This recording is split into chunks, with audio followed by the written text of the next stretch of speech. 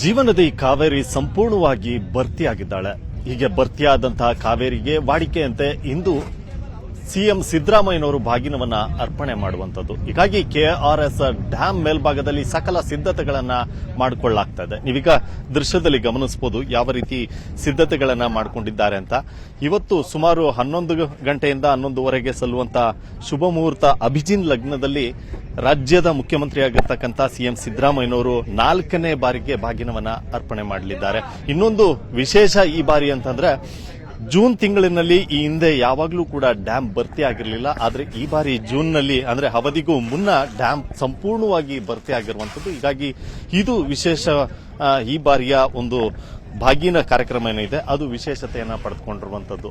ಹೀಗಾಗಿ ಸಕಲ ಸಿದ್ಧತೆಗಳನ್ನ ಡ್ಯಾಂ ಮೇಲ್ಭಾಗದಲ್ಲಿ ಮಾಡಿಕೊಂಡಿರುವಂತದ್ದು. ನೀವು ಈಗ ದೃಶ್ಯದಲ್ಲಿ ಗಮನಿಸಬಹುದು. ರೆಡ್ ಕಾರ್ಪೆಟ್ ಅನ್ನ ಹಾಕಿರುವಂತದ್ದು. ಡ್ಯಾಂನ ಮೇಲ್ಭಾಗದಲ್ಲಿ ಬರುವಂತಹ ಗಣ್ಯರು ಇವರೆಲ್ಲರೂ ಕೂಡ ಈ ಒಂದು ರೆಡ್ ಕಾರ್ಪೆಟ್ ಮೂಲಕ ಆಗಮಿಸ್ತಾರೆ. ಹಾಗೆ ತಳಿರು ತೋರಣ ಜೊತೆಗೆ ಕನ್ನಡದ ಬಾವುಟಗಳು ಕೂಡ ರಾರಾಜಿಸ್ತಾ ಇರುವಂತದ್ದು.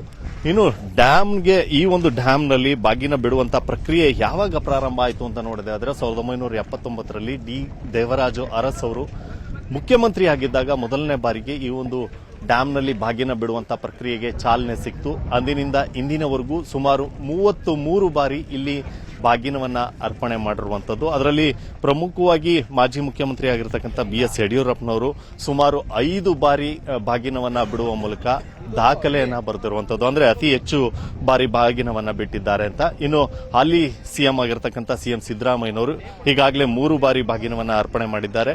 ಈ ಬಾರಿ ಸೇರಿ ಅಂದ್ರೆ ಇವತ್ತು ಏನು ಬಾಗಿನವನ್ನ ಬಿಡ್ತಾರೆ ಇದನ್ನ ಸೇರಿ 4 ಬಾರಿ ಬಾಗಿನವನ್ನ ಬಿಟ್ಟಂತೆ ಆಗುವಂತದ್ದು. ಹೀಗಾಗಿ ಕೆಆರ್ಎಸ್ ಡ್ಯಾಂ ಮೇಲ್ಭಾಗದಲ್ಲಿ ಸಕಲ ಸಿದ್ಧತೆಗಳನ್ನ ಮಾಡಿಕೊಂಡಿರುವಂತದ್ದು. ನೀವೀಗ ದೃಶ್ಯದಲ್ಲಿ ಗಮನಿಸ್ತಿದ್ದೀರಾ.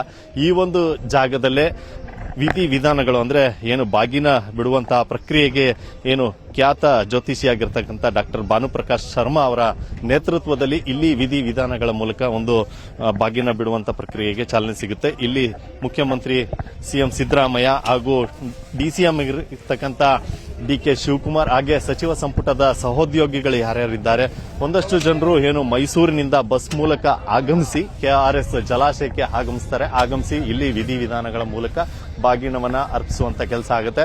ಇದಾದ ಬಳಿಕ ಏನು ಡ್ಯಾಂನ ಕೆಳಭಾಗದಲ್ಲಿ ವೇದಿಕೆಯನ್ನ ನಿರ್ಮಿಸಲಾಗಿದೆ ಆ ವೇದಿಕೆಯಲ್ಲಿ ವೇದಿಕೆ ಕಾರ್ಯಕ್ರಮ ಕೂಡ ಜರುಗುವಂತದ್ದು. ಹೀಗೆ ಈ ಬಾರಿ ಅಂದ್ರೆ 93 ವರ್ಷಗಳಾಯಿತು ಡ್ಯಾಂ ನಿರ್ಮಾಣ ಮಾಡಿ. ಅಂದಿನಿಂದ ಹಿಂದಿನವರೆಗೂ ಕೂಡ ಜೂನ್ ತಿಂಗಳಿನಲ್ಲಿ ಯಾವತ್ತೂ ಕೂಡ ಡ್ಯಾಂ ಭರ್ತಿ ಆಗಿರಲಿಲ್ಲ. ಆದರೆ ಮೊದಲ ಬಾರಿಗೆ ಈ ವರ್ಷ ಡ್ಯಾಂ ಭರ್ತಿಯಾಗುವ ಮೂಲಕ ದಾಖಲೆಯನ್ನ ನಿರ್ಮಿಸಿರುವಂತದ್ದು. ಅಂದ್ರೆ 1941ರಲ್ಲಿ ಒಂದ್ಸರಿ 121 ಅಡಿಯಷ್ಟು ನೀರು ಬಂದಿತ್ತು. ಆದರೆ ಸಂಪೂರ್ಣವಾಗಿ ಭರ್ತಿ ಆಗಿರಲಿಲ್ಲ.